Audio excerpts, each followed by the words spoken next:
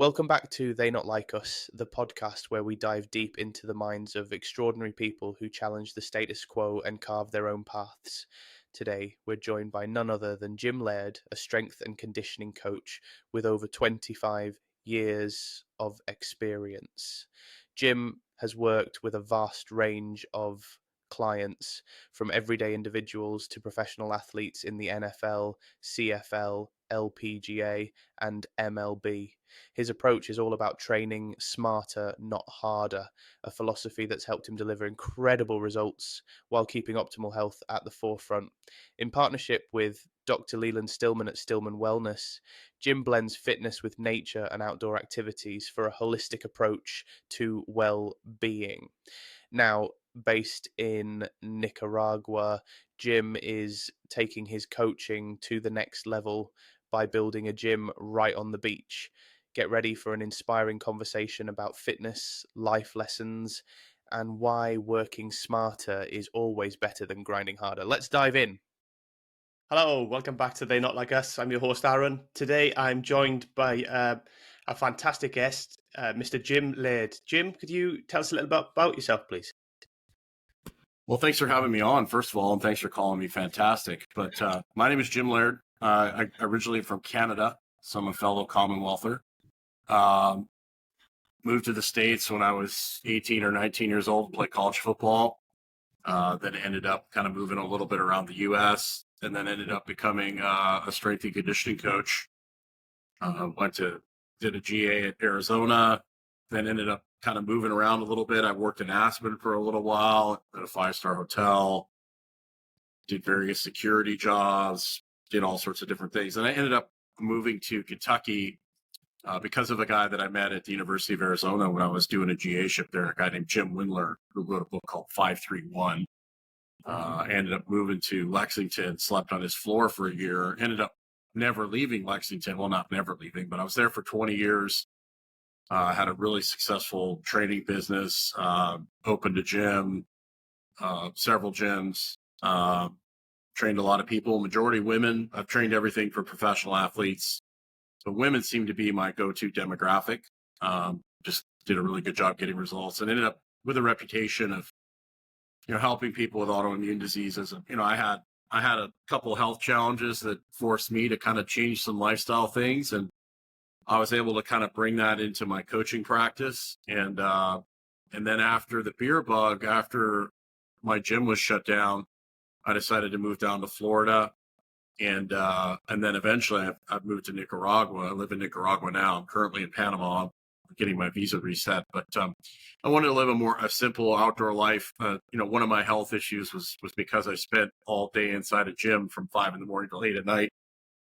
We can get into that a little bit later, but I work with Dr. Leland Stillman. I've brought coaching and lifestyle change into his medical practice, and we have a medical practice and a wellness coaching practice. So that's currently what I'm doing now. I'm looking to build an outdoor gym somewhere in Nicaragua.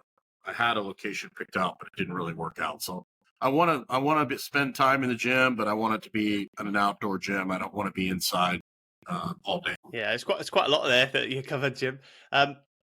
Talking about, I'm going to bring us back to 531 and Jim, the Jim Wendler. Yes. How did that come about? And did you work alongside him? Did you work with him for a while, or? Well, Jim was introduced to me when I was a GA. I was a graduate assistant at the University of Arizona, and the strength coach there, a guy named Brad Arnett, or actually Dan Worth. Brad came in shortly after Dan, but Dan Worth said, "Hey man, I got this guy who you're going to get along with. He played fullback at the University of Arizona, and I played fullback at Liberty University." And Jim was into he just started getting into powerlifting, and he was just kind of getting the Westside bug. And I'd always been like one of the stronger guys everywhere I'd ever been.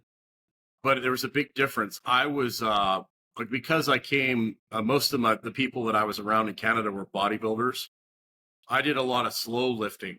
I never really did any really explosive stuff. And Jim was really the first person that could squat explosively that I had been around, who squatted explosively, who did more explosive type things. And I was like, whoa, this dude is legit. And so we started training together. We started hanging out. And then I moved back to Aspen, Colorado, and I was working at a 5-star hotel there named the St. Regis. And Jim and I stayed in touch. And then he went to Kentucky to do a graduate assistantship, and I ended up going out there. It was right around 9/11 had happened. I drove out there, and then I ended up staying and ended up working there. And it was kind of weird because Aspen had kind of shut down with 9/11, and there wasn't really a lot going on. And the hotel didn't have anybody in it. I didn't really want to paint houses, even though it was a lot of money. Aspen's just ridiculous amount of money you can make there. So I moved to Lexington. And so Jim and I spent, literally a year. And then he worked for Elite FTS. That's where most people know him from. But Jim and I, for a number of years, talked all the time. I lived on his apartment floor in a studio apartment for a year, drove him insane. But yeah, I watched him train people. We worked out together. I watched him train athletes. He was a big influence on me and my training philosophy. So yeah, Jim was a big influence. And then, all the hours of just talking shop, talking training. Jim's a really intelligent guy.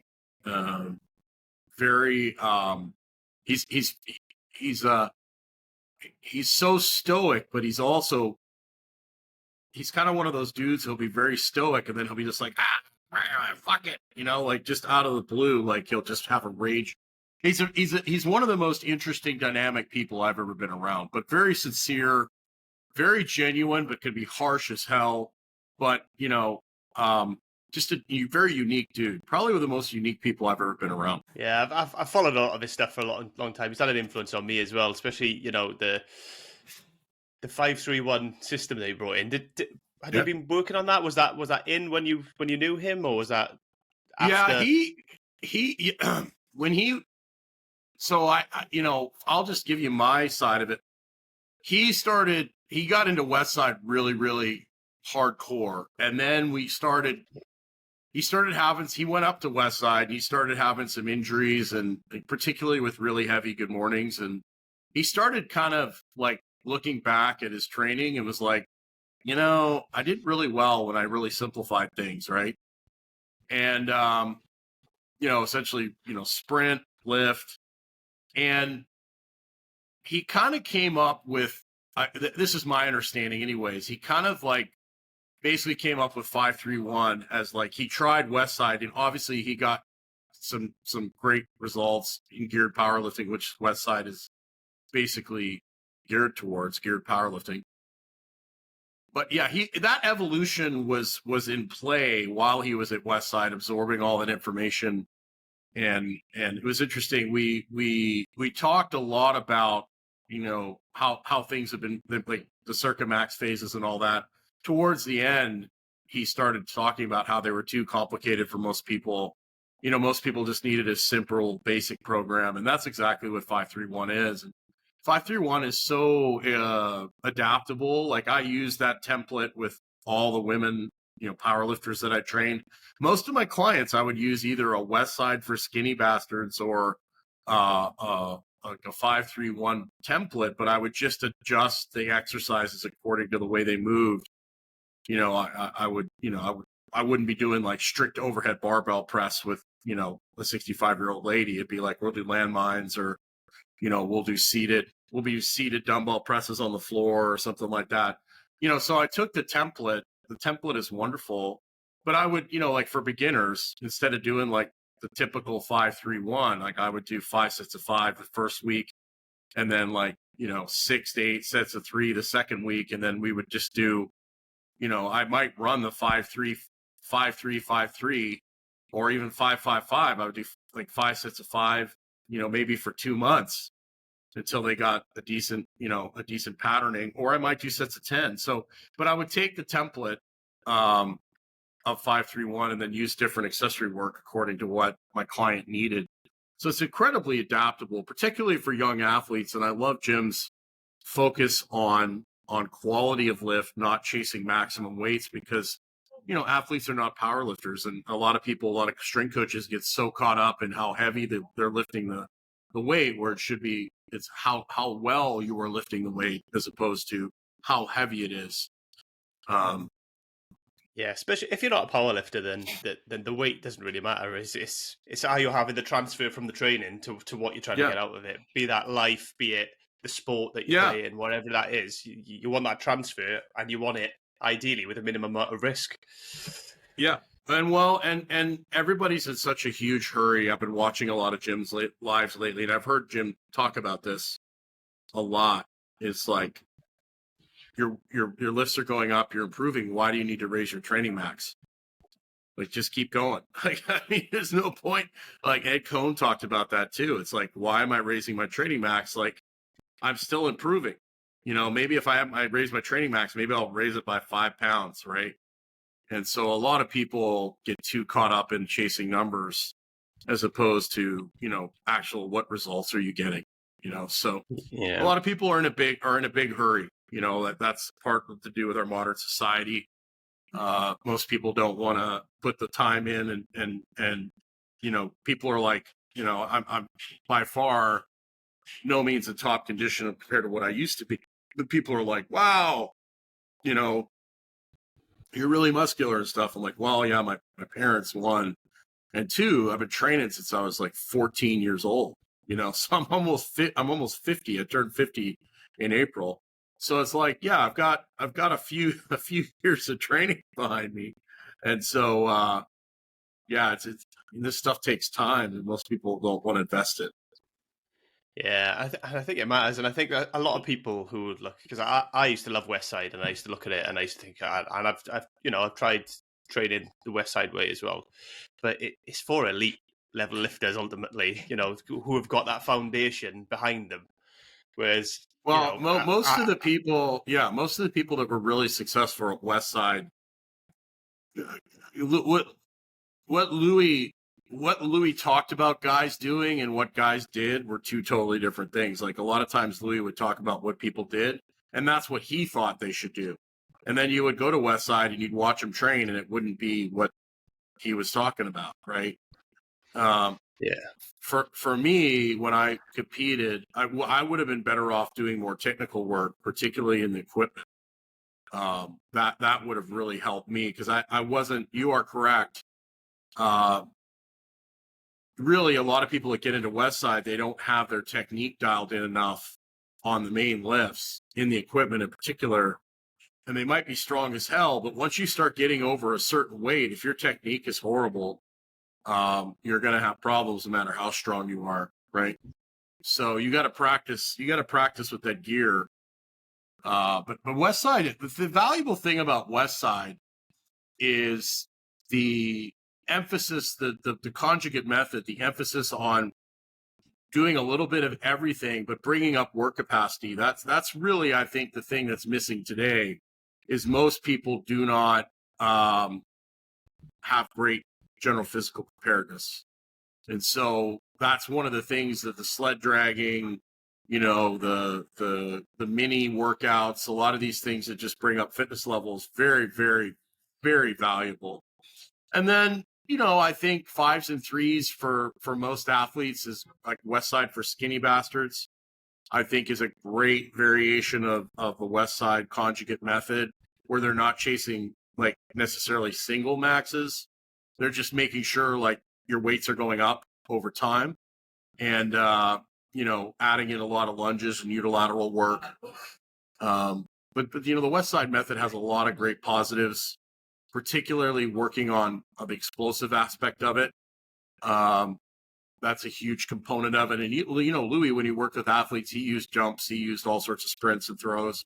So he didn't limit himself to just the traditional lifts. He actually, I watched him train a number of MMA fighters, and he was, very, very solid in his preparation, and particularly his understanding of energy systems is pretty good. So, Louis was very innovative. He thought about things in a different way. And he was dragging sleds backwards decades ago. So I appreciate, I learned a lot from Louis. I learned a lot from Westside. I learned a lot from Jim Wendler. Jim Wendler probably my number one training philosophy is be the best beginner coach possible, because most people never go past that level. So I'm very grateful. Charlie Francis was a big influence of mine. Charles Poliquin, all these different people, I've absorbed information from just about everyone. And then, I've also looked at training programs and systems, and I'm like, well, that's definitely something I don't want to have at all. And I think always chasing a max effort for most athletes is not going to end well, particularly. It might work for some powerlifters, geared powerlifters in particular, but most people end up doing their best when they're focusing between 65 and 85% Prilepin's chart. And I've noticed that a lot of my training that I've done over the years was observational. I would give a rep scheme, and then we'd work up to a weight, and then we would basically do like sets of 5 or sets of 3 or whatever for a certain period. And I would go back after, I'd see what the weights were, and we'd adjust it according to what I thought looked good and was fast and efficient. And I'd go back and plug the numbers in after like 8 weeks, and it was all done by like eyeballing, and it all fell within Prilepin's chart. It was really funny. So I don't know if people are familiar with that chart, but it's basically a percentage-based system based on how much you should train at certain percentages to improve strength and power. Yeah, I use it for all my training, to be fair. I think anybody who follows any kind of coach online, they at very least are accidentally falling within them ranges usually. Correct. If they're not doing it on purpose, but it's still stood the test of time, that chart, and it's very, very good for. I've tried to do more with it, and I always end up either getting injured because I'm not recovering or whatever else, and I found out the hard way that actually less can be more a lot of the time, especially as I get older. I always tell people you want to leave a quarter. I grew up in northern Canada where it's really, really cold, and you never, ever drive anywhere with less than a half a tank of gas or a quarter of a tank of gas, because you could get stuck on the side of the road when it's minus 40 Celsius. And for those of you that have never experienced minus 40 Celsius, if you go outside with a boiling pot of hot water and you throw it in the air, it instantly turns to ice and snow.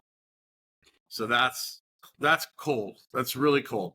So for those of you that don't know, I showed my housekeeper in Nicaragua a video of somebody throwing boiling water in the air and it turns into snow, and her eyes, these are people that have never experienced weather below, like, I don't know, whatever 70 degrees Fahrenheit translates into Celsius, but they've never experienced any kind of even close to freezing before. And so they have no concept of cold. Yeah. It must be a different way of life for that, though. It's got to be quite nice. It is. I like it. I thought about moving to Ecuador because of the Andes. I do love the mountains. I do love being able to go up into the mountains. I love the snow and stuff. But Ecuador was really, really harsh with lockdowns during the beer bug, and then they've had some political unrest in Ecuador recently. So Nicaragua and Mexico were the two countries that didn't lock down at all during the beer bug. So that was one of the main factors that I chose to move to Nicaragua. But I do miss wintertime. I definitely don't miss wintertime in Kentucky. I actually would prefer wintertime in Colorado or even Canada in Alberta or Montana. Because when it's cold and there's snow and it's bright out, you at least feel good. When it's in Kentucky and it's rainy and it's muddy and it never really gets cold enough for it to snow, and if it does snow, it only stays for a day. In Montana and in Alberta, in Colorado, you can go skiing, you can go ice skating, you can go, cross-country skiing, snowmobiling. There's so many ice fishing. There's so many things you can do, and it's bright and sunny outside. Kentucky in the middle of winter is like being in a giant armpit, and it's just, you'll understand. You live in England, so it's kind of like England.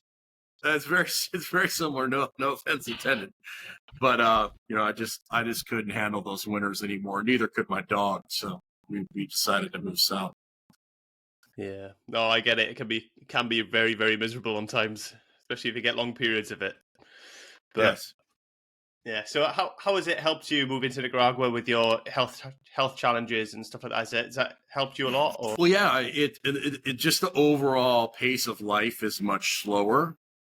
And so that really helps. And then the fact that I can live a very high level lifestyle on a fraction of the income that it would cost me in the US. I mean, I couldn't afford to do, I mean, I'd have to work a lot harder. Like in Nicaragua, I literally have a housekeeper, a gardener. I have a beautiful house. I get high quality meats and food. My, probably my total cost of living is probably $2,500 a month. If that, for me to have, if I was going to live in Florida or Tennessee or something like that, I would literally, to get a housekeeper every single day that cooks 3 meals for you and cleans your house, and a gardener that does all your yard work and does all, they take care of my dogs and everything for me. That would cost me an immense amount of money. I mean, it would be just for the housekeeper alone, it'd probably be $3,000 or $4,000 a month. So, it just allows me to have a certain type of lifestyle where I can live in one place and then I can go travel to different places and live in different places. And so I really enjoy being there, and it allows me to live a more outdoor lifestyle. Pretty much everything is outdoors. Very few people, except in the capital, spend time indoors. And the backstory on that, my passion for living an outdoor lifestyle is originally in 2008, because I wasn't sleeping enough. I was training like a maniac. I wasn't getting enough sleep. I was highly stressed. I was using a lot of performance enhancing drugs to manage a lot of pain and discomfort that I'd had from past traumas. I was using exercise to kind of manage that. I ended up getting colitis originally. And then I overcame that through stress management, lifestyle change, using low dose nicotine pouches and patches. Nicotine is incredibly calming for colitis and IBS. It makes Crohn's worse, but it's very, very helpful with colitis, IBS. So I use the combination of dietary change, stress management, figuring out that, like, okay, if I train really hard and then I take the next day off of training, but I work a 14-hour day and I only sleep for 6 hours, 5 hours, that's not a day off, right? So getting the concept from Paul Chek where you have to work in so you can work out, that was really key in me getting recovered from that. Well, fast forward several years later, I think it was around, 2014 or something like that. I owned a gym. I was dating a young lady, and she didn't like the condition of my feet. You spend all day inside a gym, and your feet are, kind of yucky. And so she's like, you need to go get a pedicure, or we're not gonna hang out as much as we used to. I was like, being a dude, I'm like, okay, that's fair. We'll go. So I go get a pedicure. 4 or 5 days later, I'm in the ER preparing to have my leg amputated because I got a staph infection from the pedicure. And so they were able to get it under control with antibiotics. And I'm sitting next to these diabetics that are being fed Coke. These diabetics that are having their limbs amputated, and they're feeding them Coke and they're giving them cake and stuff. And I'm just like, this is insane. I'm in there drinking my bottled water. And so they told me, they said, hey, this is going to come back. But when it comes back, it's not going to be in your leg. It's going to be full body. And you're going to feel like sick, but you're not going to have any respiratory symptoms. And then you're going to get this massive fever. When you feel this, you need to get to the hospital right away because you're going to go septic. And so sure enough, a couple months later, I'm at the gym. I'm feeling kind of goofy. And I look at one of my employees and I'm like, hey, I gotta go. So I go to the hospital. By the time I got to the hospital, there was gorillas running up and down the street because I was hallucinating because my fever was so high. And so, of course, IV antibiotics, all the things. And after about a year and a half of this and having this happen multiple times a year, the antibiotics were starting not to work, and I was starting to get a little worried. And so I ran into this very controversial guy, a neurosurgeon named Dr. Jack Cruz, and I became friends with him, and we started chatting. And he's like, "So what do you do for a living?" I told him about what I was going through. He's like, "What do you do for a living?" I was like, "Well, I'm a strength coach. I get up at 5 in the morning. I train people 8 at night." He's like, "When's the last time you've seen a sunrise?" I was like, "Oh man, probably since I was a kid." He's like, "Dude," he's like, "the sun runs your immune system. It runs your digestion. It sets your clock, your hormones, everything. The sun, it regulates your entire body. Your immune system changes with the seasons." He's like, "Dude, if you want to like beat this, you're going to have to live a more outdoor life." So I was like, okay. So I immediately fired all my morning clients. They were pissed. I didn't start till 10 o'clock, and I would get up even in the winter and I'd go outside, take my shirt off, spend most of the morning outside. And then I basically changed the lighting environment in my gym. I added some red light. I added some black UV bulbs to the ceiling, like one every 50 feet or whatever, to make the lighting in the gym a little more like natural light. And then I would keep the doors open as much as I could. And sure enough, since I started living a more outdoor life, I haven't had a reoccurring infection since. And that was, 10 something years ago, right? I've had a couple of little hiccups that were very easily managed. But I mean, and ever since then, I'm like, I try to eat all my meals outdoors. I do all my podcasts outdoors. Literally all my coaching calls are done on my patio outdoors. So I try to spend as little time inside as possible. And it really was a huge wake up call for me, because I'm like, okay, these people are coming to me because they want to get healthier. They want to lose weight. They want to do all these things. They're literally spending their entire day indoors, and then they're coming to my gym and they're spending more time indoors. So I was just like, man, this is ridiculous. And then I was like, there's no way I can open an outdoor gym in Kentucky, because it's just nobody would come because it would suck too much. And so I started thinking about, how can I build an outdoor gym? So now a lot of what I do is just like getting, I actually have like a clothing brand called Nika Barbell, that it's like reminding humans to get outside. So the whole premise is like, hey, let's get people outside more. Let's get their circadian rhythm back in order. That's just a huge, huge part of it. I basically came to the conclusion that my health improved so dramatically. Thank you.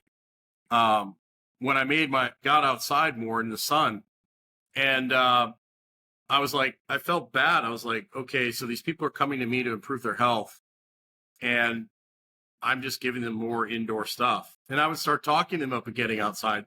But I made a bunch of changes to my gym. I kept the doors open, and then I would tell people, hey, you need to get outside a couple times a day and take a walk. And I noticed it made such a huge difference for people. But I kind of felt like a hypocrite. So that's where I started looking into, opening an outdoor gym. And Kentucky was just not an ideal location for that. And so I eventually moved down to Florida, and then eventually down here to Nicaragua, mainly for myself. I want to live a more outdoor life. I want to live a simple life. I'm in Panama City right now, which I will do that from time to time, just go live in the big city just for fun. But I love living an outdoor life. I love spending as much time as I can. I very rarely eat indoors. I would laugh. I would post pictures on my Instagram when I was in Lexington. It would be a beautiful spring day, beautiful temperature outside.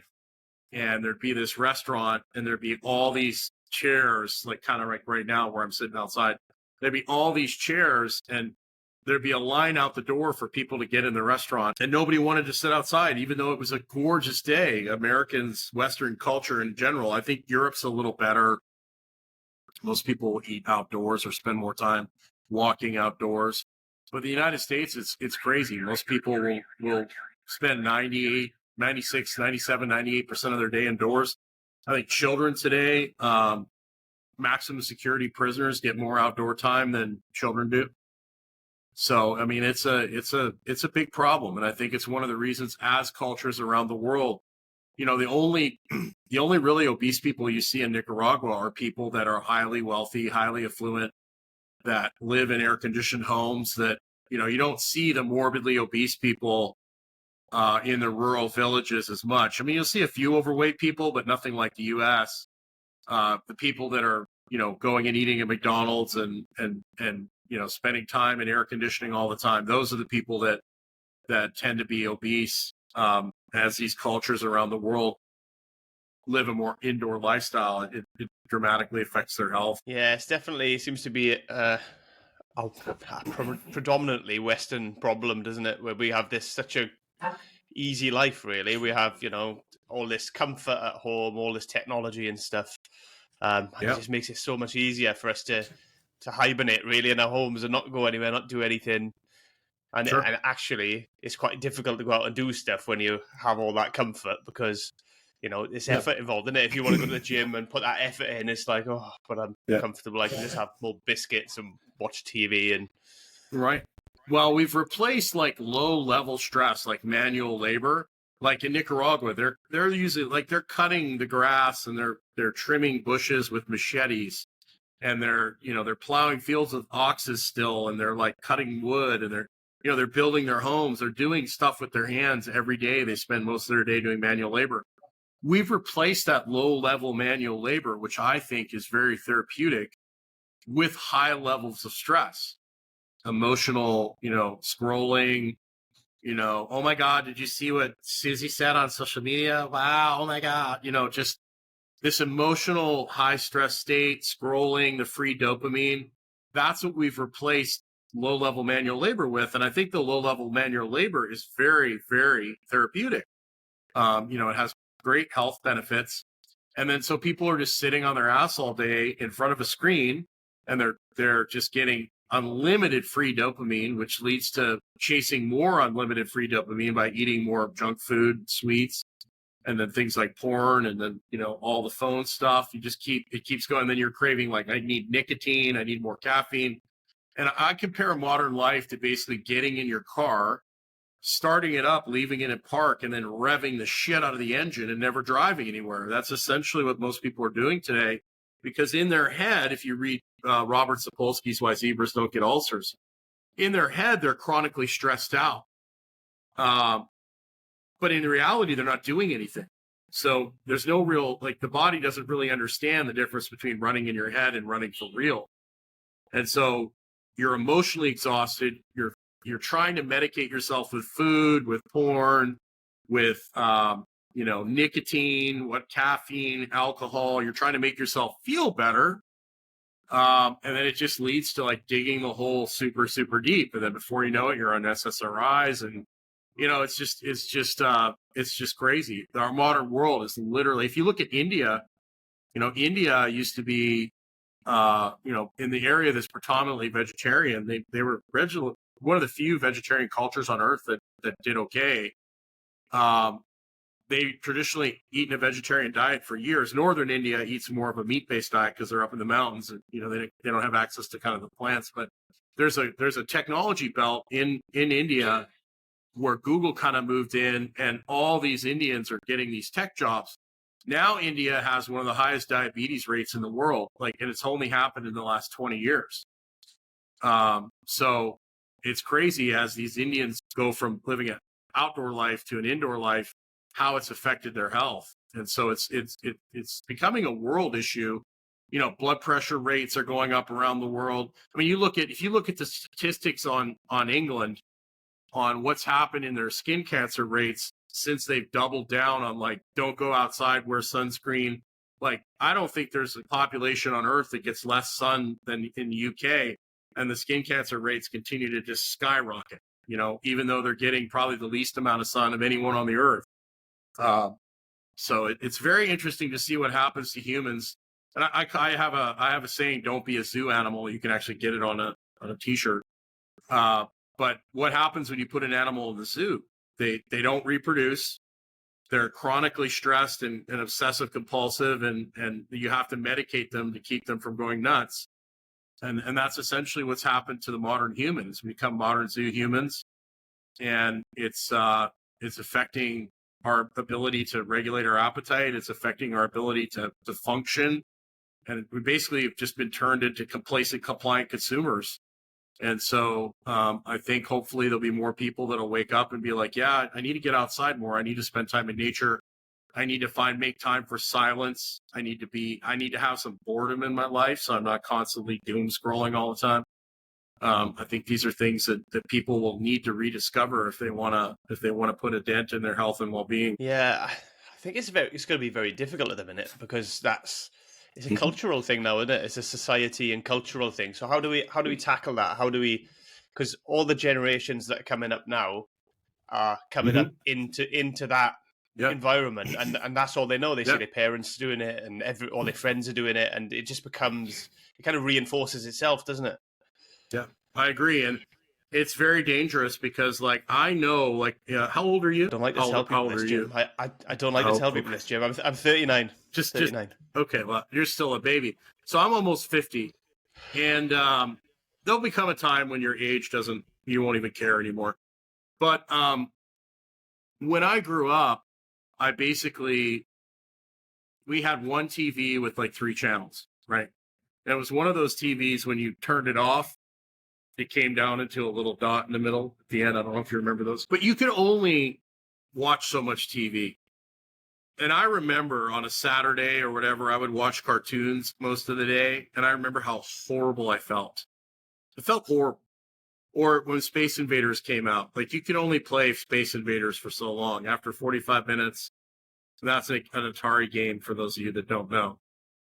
But I felt terrible. But these kids today, I see them at the store and they're given a phone at 1 year old, 2 year old. So they're getting that screen full blast. They aren't going to know what it feels like they don't know the difference. Like they're not going to know the difference. So I could tell you growing up as a kid, how great I felt when I spent time outside playing versus when I was in school or when I was, watching cartoons. Um, these kids today, they don't, the feeling terrible is going to become their norm, right? And you look at what's happening to boys today, they've been told to stand down. They've been told to color within the lines. They've been told to act more like Susie, and they're in a really bad place. And then if they can't sit still for 8 hours in a chair, which I can't do either, they're medicated. So we're basically taking boys and telling them that they can't be a boy, because boys generally like to play and move and be aggressive. Like that's what boys do. And we're telling them not to be. You need to be more like Susie. You need to be more like Jackie. You need to be more like, you need to draw a picture of a flower. Don't you dare draw a picture of a soldier with a gun or a sword, because we'll charge you with a hate crime, right? So it's a very interesting world we live in right now, and I think there's enough people waking up and seeing what's happening. I know, like for example, the tech giants.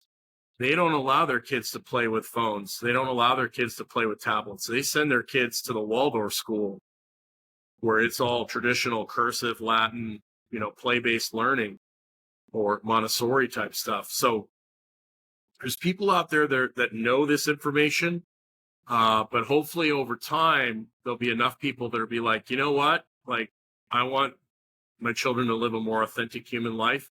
And of course, we're going to have the transhuman, like brain chip people. And then we're going to have the people that want to live a more, I'm going to have my own chickens. I'm going to have my own farm. That's kind of splitting, right?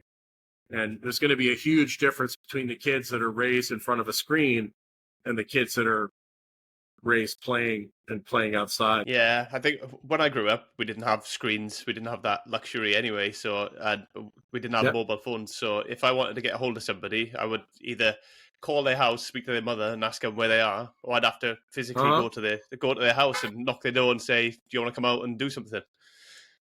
It's just a completely different world now. Yeah. Mm-hmm. It was hard work. I mean, you had to dial the phone of that person and talk to the parent. And if it was a girl, you were just like, you were shaken, and you actually had to do the work, and then you had to see them in person. And there's so many, when I talk to kids today, they ask me like, what do I need to do? And I'm like, Well, obviously, you need to develop some internet skills and things like that. And you're going to need to learn to work with AI. But I also think the number one thing that most young kids need to do today is they need to deal working personally with people in person, because that's going to be a lost art. I mean, I was before I left Florida, I was in Tampa. I was at a Chipotle or something like that. And there was a group of like 12 kids sitting at a table, and they were all texting each other. They were all talking, having a conversation with each other, but they weren't talking. It was all texting. And so, the personal interaction, being able to talk to somebody, to sell somebody something, to get to know somebody, that personal interaction is so important. In our coaching and medical practice, we have 5 fundamental habits. And the last one is social connection. And I think that's one of the reasons why so many people are struggling today, is because we're more connected than ever, but we're more lonely than ever because the connections are not necessarily authentic, So, I tell kids all the time, go work at a restaurant, work at a hotel. If you can talk to people, if you can negotiate with people, you're going to be so far ahead of your competition, because most of these kids just don't know how to interact with people. So that's going to be a huge advantage for those that take advantage of that. Yeah, I think a lot of it is as well, because there seems to be, with this new culture and society, the way it's going, is a lot of people are not taking part in sport as much anymore either, and especially sort of team sports. That really teaches you how to socialize and how to develop, kind of skills. Yeah.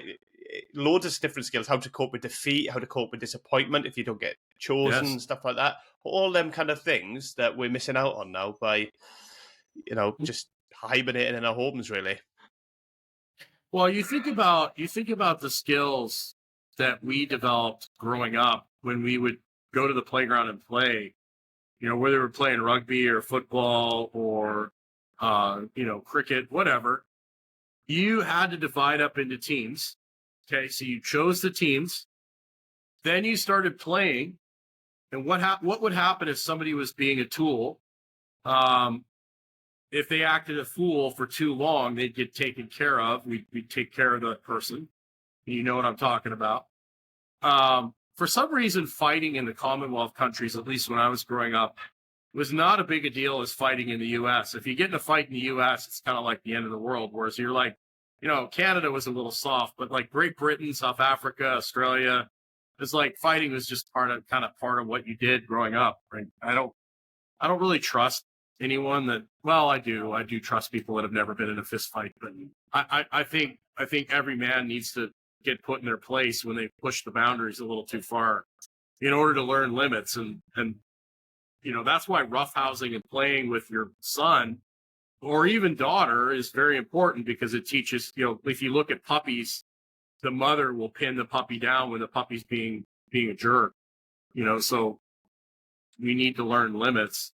But play is such a huge part of the development of children and athletes. And everything you described is why businesses hire athletes. They know how to win and lose. They know what hard work. And that's, a lot of this, they've monetized in the States, particularly sports, where they've made it unattainable for many kids to play. And I think every kid needs to be in some sort of sport. I mean, it teaches discipline. It teaches so many great attributes that you can't really learn on your own. And I really think it's sad that we basically eliminated that due to essentially the monetization of the youth sports deal. So yeah, I could agree more with you there, to be honest. With your coaching, Jim, do you focus on performance, or is it more health driven, or is it a bit of both? Well, it depends on who I'm working with. I'm going to say one thing before we move on to the next topic. Joe Ken, who is a strength coach for the Carolina Panthers and University of Arizona State, Boise State, great strength coach. He talked about how they would bring in these leadership development coaches and pay them hundreds of thousands of dollars to teach them how to lead. And he's like, we used to do that on the playground when we chose teams and we managed like all that stuff. None of these kids, they've always had a coach to tell them what to do, or, oh, the team isn't fair. How are we going to change the teams around? What sport are we going to play? We used to have to decide all this stuff. Now they have to bring somebody in and pay them a bunch of money to teach people what happened would be learned on the playground, right? So it's just it's crazy. As far as the way I lean is, it's like I talk to the person, I'm like, what is your goal? Like, okay, so most people just want to look good and feel good. What does that look like? Oh, that looks like lifting weights 3 times a week, being active every day, getting outside, eating real food 90% of the time, and then flirting with performance, not chasing performance.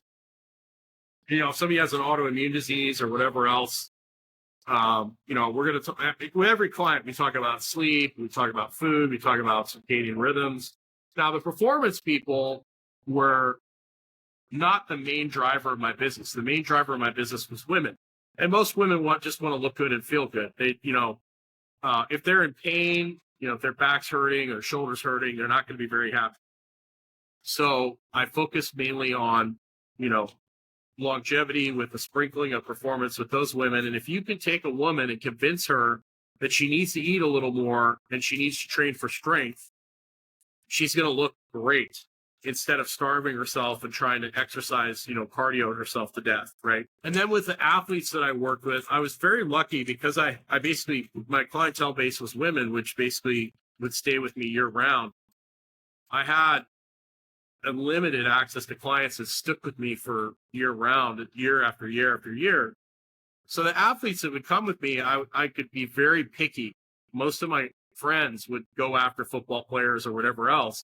One, they're only with you for a few months out of the year, if that, and usually they have another coach. You're kind of having to work around that coach, or a lot of times you're having to help just keep them healthy because the program they're on is not necessarily in their own best interests. So I would be very, very careful about who I picked. But then it's like when I work with I worked with one professional baseball player for almost 15 years. And it was basically, okay, what's the low hanging fruit? And a lot of the low hanging fruit is the same. Like, are you getting enough sleep? Are you getting outside? Are you managing stress? What's your diet like? And then looking at, what their sport is, the demands of the sport, and then looking at what we can do to provide enough movement variability so they become so specialized that they get hurt, but without taking away. Like, if you make a baseball pitcher normal in their shoulder function, they're not going to be able to throw baseball. But if you allow them to get so specialized that they lose certain movement options, the probability of them getting injured goes up. So it's like a tightrope. Like, we pull them too far this way, they lose performance.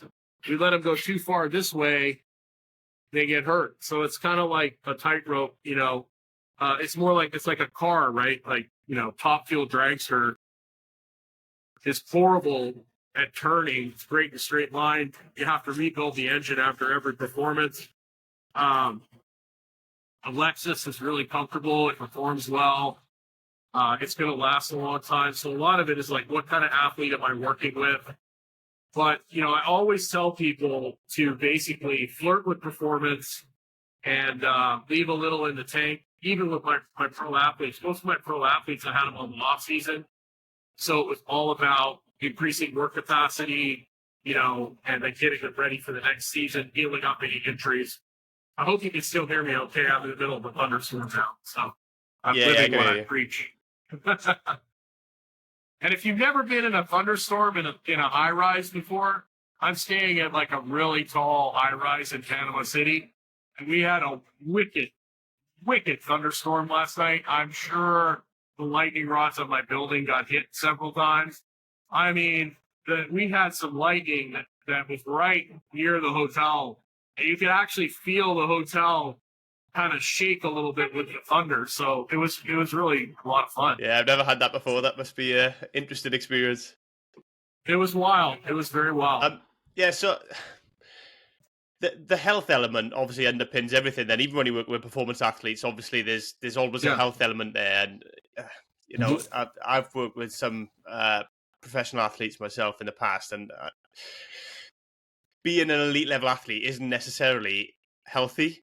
they're just training it specifically to achieve that goal. But people think, oh, they must be super healthy. But actually, it can go the other way because they push themselves so hard and so specifically in one area that it can actually be really damaging in the long run.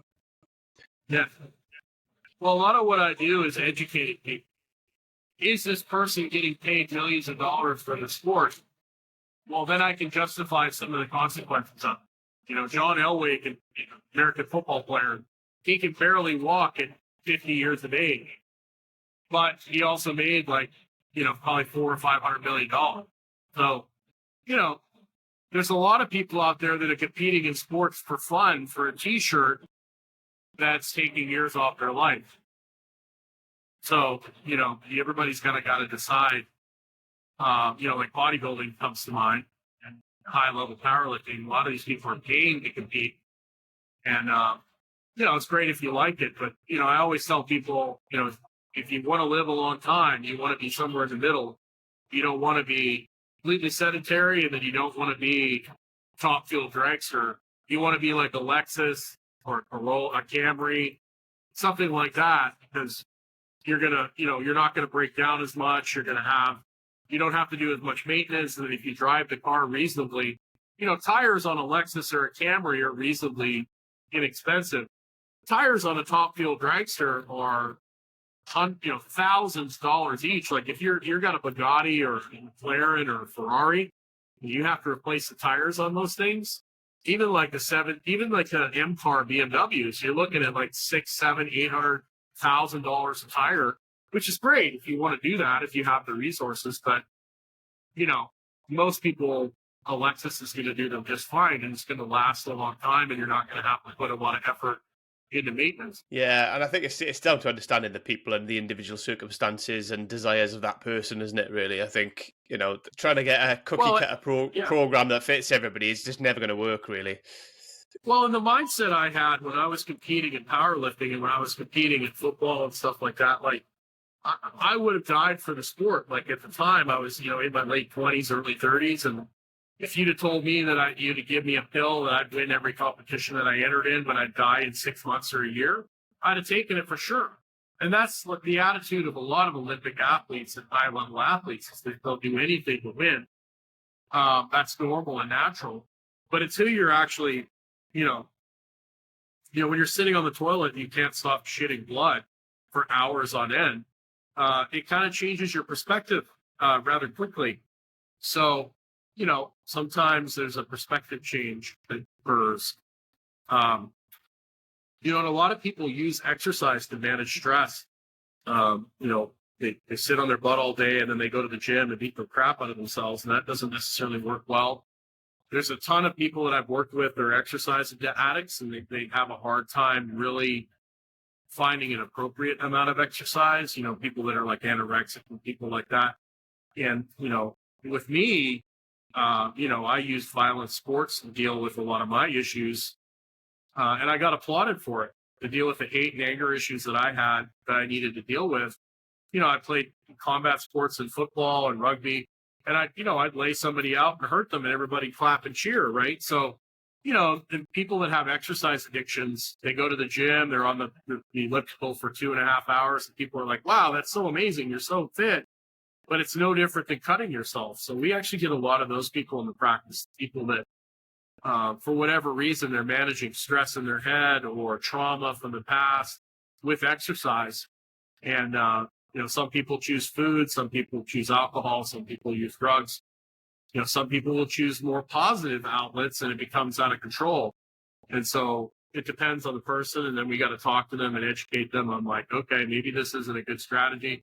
Hey, maybe we need to go do some EMDR therapy. Maybe we need to do some neurofeedback. Maybe we need to get to the root cause of why you can't sit. A lot of this stuff that people are dealing with today is because they just can't sit still and be quiet. They got to have a distraction constantly. They can't. I call it be still and know. I think being silent is your body's ability to kind of reboot its hard drive and reset. All these things start bubbling into people's heads, and they can't handle it. They can't handle it, so they distract themselves with food or Netflix or whatever else, and then they just try to push all that stuff into the closet, and then one day it just comes out, right? And then for me, I used exercise to manage all that shit I needed to deal with. And then my body just couldn't handle what I was doing to it after sleep deprivation combined with crazy training and using performance enhancing drugs to prop myself up. Finally, I ran into a massive wall and I had to make some changes. And unfortunately, a lot of people end up hitting rock bottom before they actually are willing to make some changes. Yeah, I can relate to a lot of that, to be honest, Jim. I've always used exercise as a coping mechanism for me, to be honest. It's one of the ways I manage my stress. That and food, I'm terrible for it. So they're conflicting things, but I've done that a lot, so I can completely relate to it. Yeah, and I think the dose is very dependent, right? I think it's positive to go if you're frustrated or whatever to go to the gym and take that out on the gym. It definitely kept me out of prison.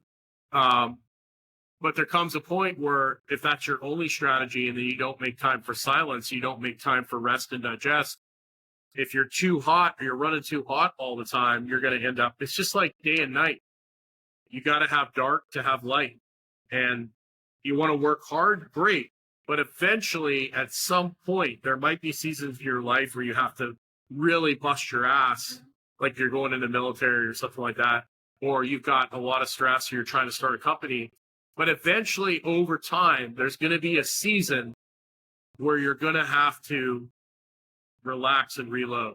But just like the summertime is the time for growth and sun and all these things. And then wintertime, cold and hibernation.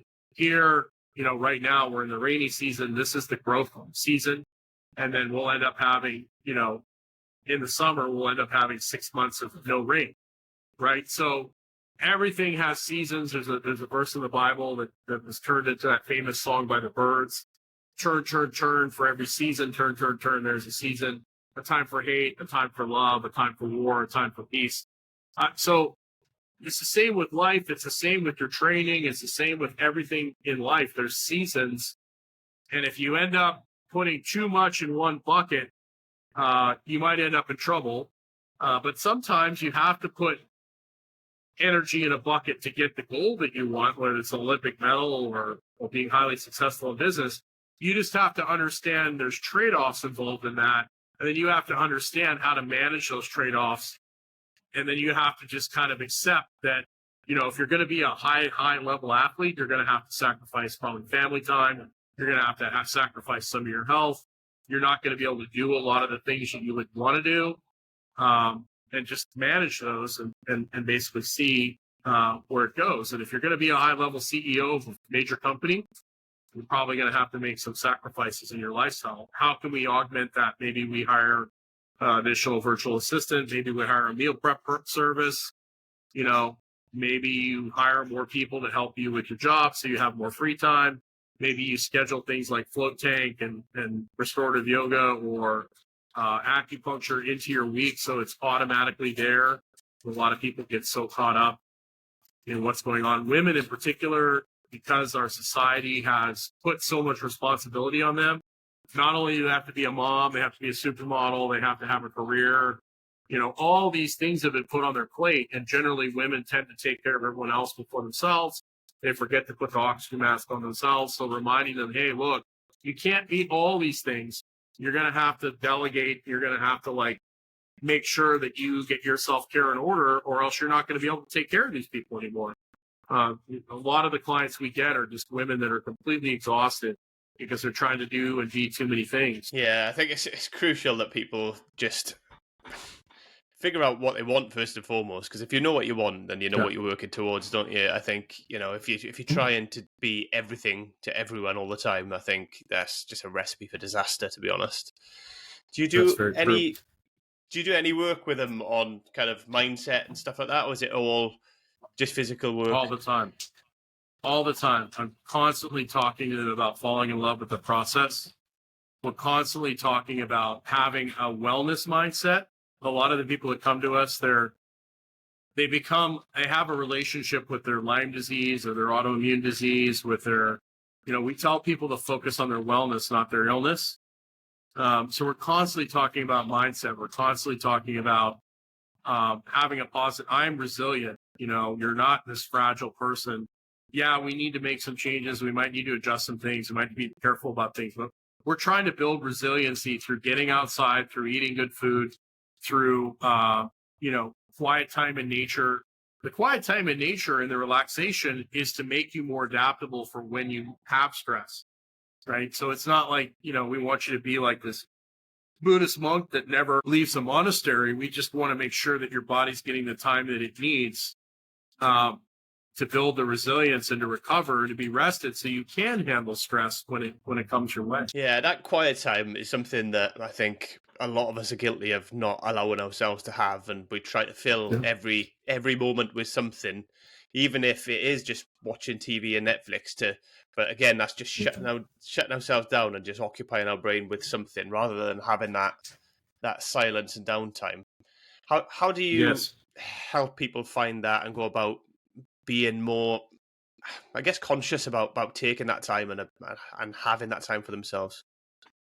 Well, we use the Aura Ring with a lot of people. We like the Aura Ring because you can wear it in airplane mode, and it'll actually show you how much restorative time you get in a day. Like, so we can go back over a month. Like I had one lady that came to us who had seen every expert, gotten her hormone panels run, and she didn't understand why she was so fatigued all the time. And we were talking, and she was doing all these different programs, and she was very, very driven, very type A, like the kind of person that you give them an axe, you tell them to go over into the forest, and you tell them to cut 2 trees down. After they're done with the 2 trees, they're like, there's all these other trees here, and I have this axe, and they end up cutting every tree in the forest down. We get a lot of those types of people. And so we scrolled through her data, and she had basically several months where she didn't have 1 minute of restorative time during the day. So she started with like a 5-minute non-sleep deep rest, and she said it was very hard for her to sit still for 5 minutes, but over time she started to learn how to do it. And then within a few weeks, she started feeling a lot better. She worked up to like a 10-minute non-sleep deep rest, and then she would take short breaks throughout the day. And then, of course, when she would struggle and regress is when she would forget to take her quiet time. And then she started doing like 1 float session a week, which helped her because it was on the schedule, or like a restorative yoga class, it's on the schedule. So, I just tell people, like, you can't go 100 miles an hour all the time. And it's really uncomfortable for people if you say you've been driving on the Autobahn and, 150, 180 kilometers an hour. And then all of a sudden you pull into a city and you have to go 15 kilometers an hour because it's a school zone. The body does not like that. So a lot of times people's brains get addicted to being in this high stress state all the time. And they need a little help getting out of that with binaural beats or neurofeedback or even EMDR therapy to allow the brain to actually feel okay relaxing. A lot of people don't feel comfortable when they relax. They get uncomfortable. And then they try and spin themselves back up with caffeine, nicotine, creating drama in their relationship, junk food. So a lot of times it's a brain issue where people, I worked in high-level bodyguard work. We were working with some guys that were special forces. We were sitting in a cafe, and these guys were like, this one dude was literally, this guy who's a former French Foreign Legion guy, and he was literally smoking like 2 cigarettes, like 1 in each hand. And this other dude was a Russian former Spotstav, and he was sitting there, and his foot was going up and down like a jackhammer. And then later on that day, we were out doing whatever. We had whatever we had to do, and there were some gunshots and some confrontation. And these guys just totally chilled. They all of a sudden they relaxed, and they're asking me, like, how's your family? What's going on? Like, everything okay? Like, how are you enjoying being over here while there's gunfire going off and all this action? They're so used to gunfire and action. Like, you're in the Spasnov, you're in French Foreign Legion, you're seeing live action all the time. And so these guys have gotten used to being in that environment. And so it was calming for them. Being sitting around relaxing was actually stressful for them. So they got flipped. So those kind of people need like neurofeedback, EMDR. They need to learn how to reverse that around again so that they're able to function okay. Because that's that you go back into civilian life as a soldier, that's miserable. Float tanks are very helpful for, I know Australia uses the float tank with PTSD. And that's one of the reasons why the Romans had entire cities, entire islands for soldiers, because they knew, after you went to war, you weren't the same when you came back. Yeah, the float tanks are amazing, actually, aren't they? There's not anywhere near me. I have to travel quite a bit to get in a float tank, but they are really, really good bits of kit. Yeah, a lot of time for that. I had one in my gym for a while, and I used to sleep in it overnight. I think if you're a busy person, if you can get one session in a float tank once a week and you can truly let go, it's awesome. It's going to take you. You're going to freak out the first time you get in there. You're like, oh, it's quiet, and you can leave the lid open, you can leave the door open, but if you can truly relax in the float tank, it can make up for a lot of shenanigans. Yeah, definitely. What do you think about the trend with cold plunging then? Because that surely has an opposite reaction, because it can be quite stressful. So here's the deal. It is. It's a stressor, but when you get in the cold plunge, you have that tense up, and then it's like a deep relaxation. You let go, and it's very relaxing. It's calming effect. I think it's a tool like anything else. I don't think it's like the second coming of Christ, which a lot of people have made it out to be. If you're trying to get more stronger and more explosive, it's definitely not something you want to do after your training session. But waking up with a cool shower or a cold plunge in the morning, if you enjoy it, great. But we'll get a lot of people that are really sick. They have autoimmune issues or whatever, and their stress bathtub is too full to handle the cold plunge, to handle the sauna. So a lot of times people will use sauna or cold plunge. It'll actually be too much for their system. And really, the stress bathtub is what I like to explain to people that have autoimmune disease or whatever they've got going on. You got this giant bathtub, and then basically you have stress in life. And once that bathtub fills up and spills over, your genetics determine, who gets a heart attack, who gets blindness, who gets irritable bowel, who gets whatever, right? And so what we want to do is we want to empty that bathtub through getting outside, relaxation, through diet, through sport exercise. That's what empties the bathtub. And as we age, the bathtub shrinks. So we want to make the bathtub bigger, and we want to empty the bathtub or keep it half empty, so that if you get a big influx of water, it doesn't spill over into your kitchen and down to the basement and all that sort of stuff. And so a cold plunge can be very good if you're in a good place. It can also, we've seen a lot of people that aren't very healthy where it's been a problem for them. But, that's the thing. You'll have a person that does a cold plunge and all of a sudden their symptoms of arthritis went away or whatever, right? And then they'll be like, well, everybody needs to do cold plunge for their arthritis, right?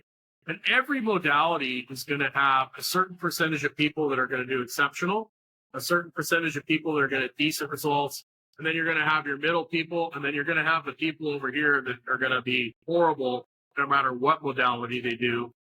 And so there's always that curve with every therapeutic. The good therapeutics, push more people towards this end of the tail. But even with the good therapeutics, there's still people that are going to have horrible outcomes with them.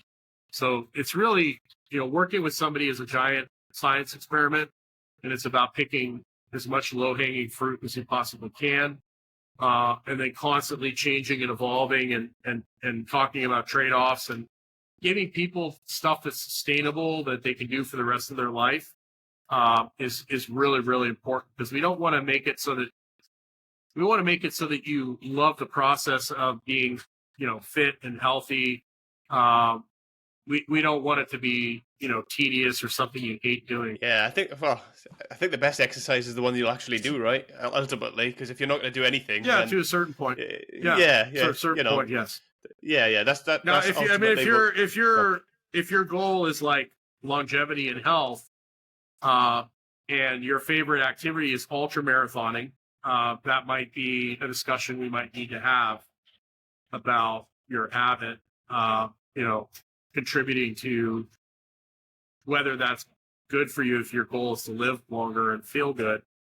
But it all depends. A lot of people, their activity they picked, is giving them, like, particularly with women, they'll pick activities that they'll say, I want to look like a volleyball player, or I want to look athletic. And then they pick activities that, like running 5Ks, running marathons, that aren't going to give them that, even if they could. Do they have the decent genetics? A lot of it is you want to be the best version of you. Everybody's got different genetics. Everybody has different shapes and structures. But if somebody says, hey, this is the goal I want, and the activities they're picking, like, I would never tell somebody to become an endurance athlete if their goal was to change body composition, right? I would make sure that there's some strength training involved, particularly when you do, people need to do cardio, there's no doubt. But when you start doing lots and lots of cardio, it has an effect on your ability you want to eat a lot of food, right? So that's one of the reasons why, most people that start doing like a ton of endurance activity usually have a negative body composition change. Yeah, I think it's the old school sort of thought process among the people who are not necessarily educated with training and stuff. They tend to go, I need to lose weight, I need to do all this cardio, and they avoid the gym. Yeah. And they come up with the whole I don't want to get bulky issue, as if they're going to just pack on loads of muscle overnight. But I mean, you and I know that's not how it works, and it doesn't happen that way. It takes a lot of effort and time to put on any kind of muscle mass. I was talking to a lady the other day who had all her DEXA scans for like the last, 10 years. And she went on a really extreme keto diet, ultra low carb with no strength training. She lost 25 pounds over a 2-year period, but her body composition didn't change. Her body fat percentage didn't change. And now she's freaking out because she lost, pretty much all muscle and bone. So I'm like, so now she's added in strength training. Now she's added in some carbohydrates, a little more balanced approach. And she did another DEXA scan, and her weight didn't change. And her body fat percentage, or her weight, I can't remember what happened with her weight, but basically she didn't lose muscle this time around. I just think she's afraid to eat enough food to actually build muscle. A lot of women get really scared about eating more calories because they think they're going to get fat. And most women do really well when they're eating right at maintenance or at a slight surplus, and then doing a really good strength training regimen focused on getting stronger and building muscle, and then walking every day. Most women do phenomenal on that program, but women have been convinced for so many years they eat like a squirrel, and then they get a lot of their calories from, mocha, double, triple, cappuccino type stuff, right? And they'll undereat for weeks, and then all of a sudden they'll go binge on a whole cheesecake and 2 bottles of wine with their friends after a spinning class, and it ends up not working out well. Yeah, how do you find sort of educating your clients on this kind of stuff? Are they open to it, or is it quite a challenge sometimes? Yeah, I mean, most of the people that come to me are open for my opinion, or they wouldn't have hired me, right? So that I have a huge advantage in that case, and because I've been doing this for a long time, particularly in Lexington, I was sought after for people that had a really big challenge. They usually had a big problem. If somebody's really sick or has an autoimmune disease or has gone to several different people, they're usually pretty serious about, taking your advice. And I just talk to them, and I just tell them a little bit about my story. And then we just talk about the basics, like, okay, light's really important. Like, you need, like, our 5 fundamental habits are: get outside 3 times a day, get light in your eyes in the morning in particular, walk outside. We stole that from Stan Efferding. Walk outside 3 times a day. Get your circadian rhythm in order, get more light on your skin, eat a protein at every meal, get high quality spring water. So, the tap water is horrible. Get the lights off at night, and then have social connection. So we go through all those things, and we're like, are all these things in order? Well, kind of, sort of, maybe. We basically go through and look at what's going on, and then a lot of it is like getting them, particularly most of the people we work with are highly driven, highly successful, getting them to look within themselves and be like, oh yeah, I haven't really done a good job of making time for me. I've slacked on my sleep. I had a young lady I worked with in Lexington who is a pharmacist. She had 3 jobs. Um, she was working out twice a day and gaining weight. She was working out every day in a boot camp style. She started gaining weight, and then her coach told her to come do more cardio. So she was literally spending, getting up at 5 a.m. to get her kids off to school, go to work. She'd go to the gym first, then come home. Then she would work all day, and then she'd go to the gym again, and then she'd come home. And by the time she got home, it was 8, 9 o'clock. And then she would have to do all the stuff to get the kids ready for the next day of school. And then she'd go to bed at 11:30, 12, and get up and do the whole thing over again. And she noticed when she went on vacation, she lost weight and she felt better. So she came to me, and I was like, you got to chill down. You got to stop working out so much. We got her doing 3 days a week. And then over time, and with the positive reinforcement from the other girls, because this is a really hard message to get across to women, like, you don't have to beat yourself up as much at the gym. You don't have to do a ton of exercise. You have to lift weights and be active and just eat good food. It's counterintuitive for a lot of women. So over a time of like a year or two, she made an incredible transformation, got herself in a much better place. And she's doing really well even to this day. So a lot of it is repeating a lot of the same information over and over again, because a lot of people, it takes them time to break habits, to break out of patterns. And so that's why we really integrated coaching into the medical practice, because Dr. Stillman would meet with somebody. He'd talk to them like, every 3 weeks or whatever. And he'd be like, are you doing what I told you? And you're like, nah, not really. And so there needed to be follow-up. And obviously Dr. Stillman is a medical doctor, unless he's like charging an exorbitant amount of money, can't be checking on people every week or several times a week. So now what we do is we have group coaching calls, we have check-ins with people. Are you actually getting outside? Are you doing what you need to do? Are you making time for you? Are you eating your protein? Well, no, not really. And so it's like, okay, then we just continue to talk to them and reinforce it. And then they start doing it. They start having some success, and then they buy in a little bit more, and they'll do good for a few months or a few weeks. And then all of a sudden they'll fall off the wagon again. We have to gently remind them. A lot of times people that have burned out or crashed and burned, they felt so horrible for so long, they haven't been able to get out of bed, and then we start getting them feeling better, and then they just hit the gas again and they crash their car again. So, we have to basically just adjust. But most people are pretty good. Some people you end up having to say, hey, we're just not a great fit right now. You're not coachable. But most people are very coachable. Most people are at least willing to meet us halfway. And generally speaking, if most people meet us halfway, they get some pretty great results. And then we started the coaching program so that we could work with people that weren't in the medical practice, because not everyone lives in Florida or New York, or not everyone could travel to see Dr. Stillman in order to work on the medical side. And we can do a lot of things on the coaching side, like educating people on what kind of labs to get, how to talk to their doctor, all these things we can do on group coaching calls. And a lot of times we'll have people that want to get into medical practice, but they can't get an appointment to see Dr. Stillman for a couple months. They've got an issue, and they get on in the coaching program, and by the time they get to their medical appointment, they're like, I'm a lot better. I don't need it. Or it's just so much easier with the medical practice then, because we go through all these habits in the medical practice as well. But if they've already implemented those and seen improvement, it just allows us to get more specific with treatment right away. Yeah. So do you have clients? Is it mostly in the US you have your clients, or is it all around the world? We've got people from all over the world in our coaching program. And then even in the medical practice, we have some people that are overseas as well. So we work with people everywhere.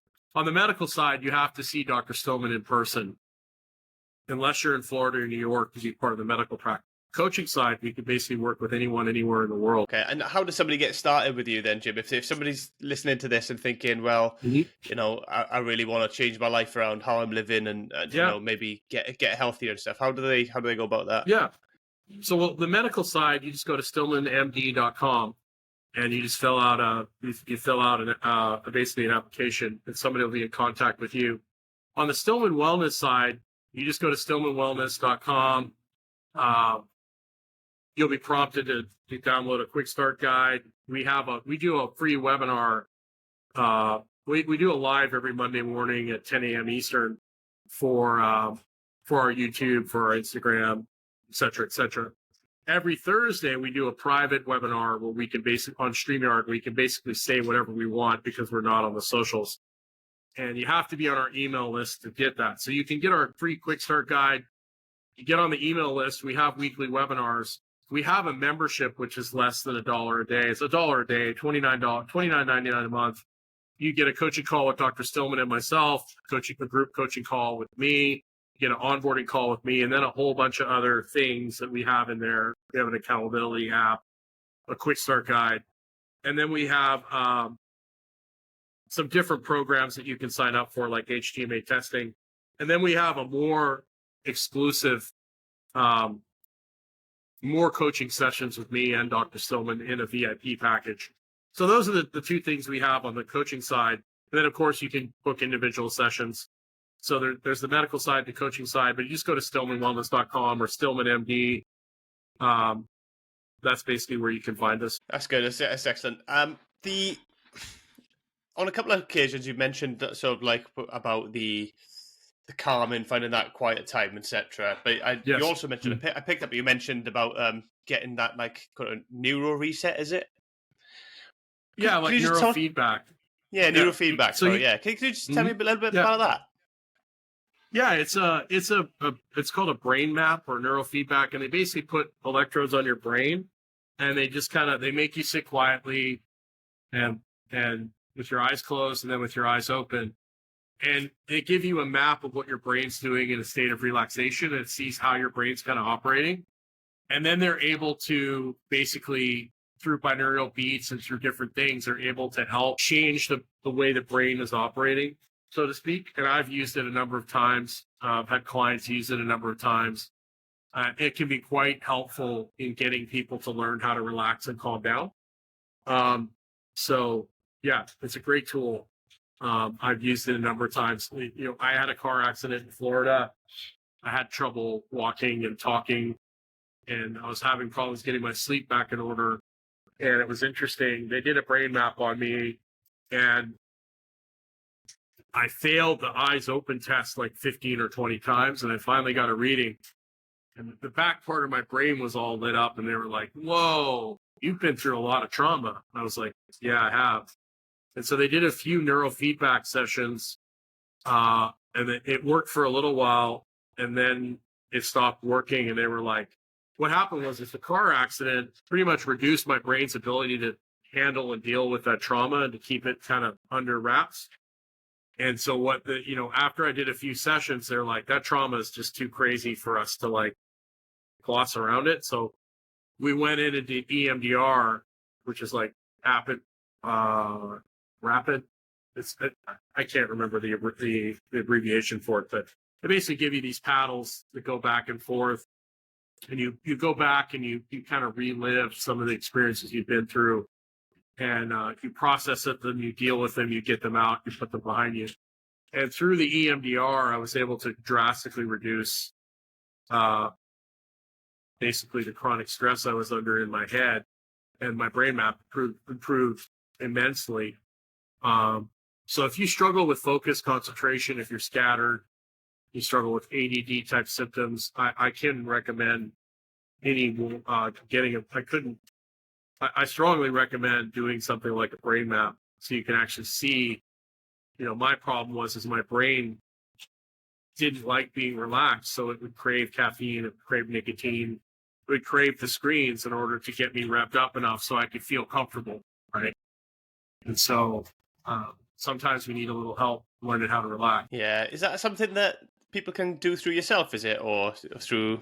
No, we use a guide. We use a guy in California. What's his name? Peak Brain Institute. I can't remember his name off the top of my head. But they'll actually, if you're in the States, I don't know how about it works globally, but they'll actually send you equipment to your house. They'll actually do it virtually with you. So most times there'll be practitioners near you, and you can go see them. But a lot of times people will work with you virtually with the EMDR as well. And for me, virtual probably, I did my EMDR in person. Virtual probably would have been better because travel time in Tampa is horrible. And I was very vocal in my letting out some of my stuff that I'd repressed for a long time.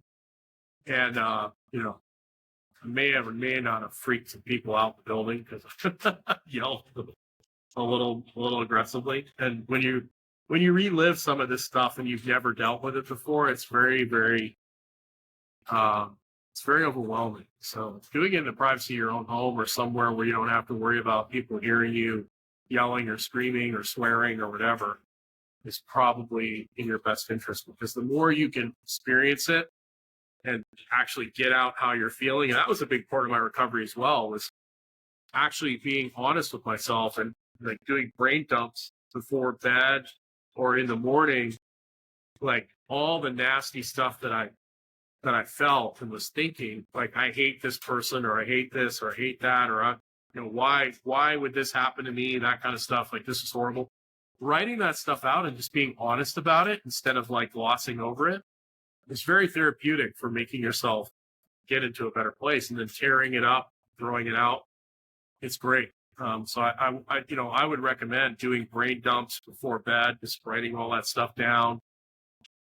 That's a really good way to get rid of a lot of trauma and get rid of a lot of racing brain. Yeah, I think I don't know if it's a male thing or not, but I'm terrible at it myself. Is just put everything in a box, close the box, forget about it. Yeah. But it doesn't go away, does it? It's still sat there. We just not dealt with it ultimately, and over time, the amount of boxes that you got build up.